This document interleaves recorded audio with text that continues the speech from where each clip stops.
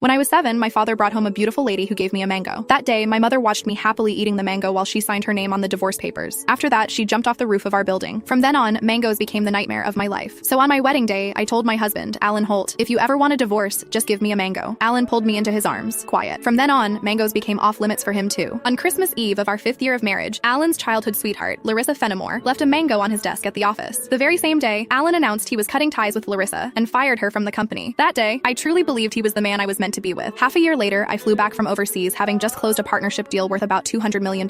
At the celebration dinner, Alan handed me a drink. After I had finished half the glass, his so-called childhood sweetheart, the woman who had been kicked out of the company, stood behind me with a big grin and asked, "Does the mango juice taste good?" I stared at Alan in disbelief, and he was trying hard not to laugh. "Don't be mad. Larissa insisted I played a little joke on you. I didn't actually give you a mango. I just gave you a bottle of mango juice." But I think she's right. The fact that you don't eat mangoes is a real problem. You were really enjoying that juice just now. My face went cold. I lifted my hand and threw the rest of the mango juice in his face, then turned around and walked away. Some things are never a joke. I wouldn't kid around with mangoes or divorce. Ms. Mendez, your stomach condition flared up again because of stress and emotional triggers. If there's something you really don't like to eat, you mustn't force it down again. The next time might not just be a stomach ache. We might have to remove part of your stomach. Stay in the hospital for observation for 1 day and contact your family as soon as you can. When I heard the doctor say that, I went completely quiet. For the sake of a new project, I had been overseas for 39 straight days, working day and night, and I finally made it back in one piece. I never expected that at the celebration dinner, 1 glass of mango juice from Alan Holt would land me right in a hospital bed. Out of habit, I tapped open my pinned chat, typed 2 words, and then realized something felt off. Looking closely, I confirmed that it was Alan Holt. He had just changed his profile picture. Now it was a green mango. While I was staring blankly at the chat window, Alan's call came through. He sounded cold. "I'm already home. Where are you?" I said nothing. Any other time, I would soften my voice and act like a spoiled little girl with him. But tonight, I honestly didn't know what to say. Alan sounded annoyed. "Myra, how long are you planning to keep this up? I'm at the hospital." Alan went quiet. He had never shown much interest in my health. He would never have guessed that 1 glass of mango juice from him would send me straight to the emergency room. "Stay put at the hospital. I'm coming over right now." I didn't want to deal with him, but my body was so weak that I didn't feel like moving at all. Time dragged by. The doctor came in to check on me 3 different times, and Alan still didn't show up. Right before I went to sleep, I glanced at my phone one last time and saw Larissa Fenimore's new post on her social feed. "Every time I get hurt, my knight in shining armor shows up. I'm so lucky." The picture under it was a shot of Alan putting a bandage on her. Larissa's profile picture was a yellow mango. It was pretty, but it made me sick. Alan and I had known each other for 10 years, and he had always known exactly where my bottom line was. After so many years in business, he also knew perfectly well how to keep a proper distance from other women. But now, he kept crossing that line again and again. In that case, our marriage and the newest project I had negotiated no longer needed to exist. I had closed a $200 million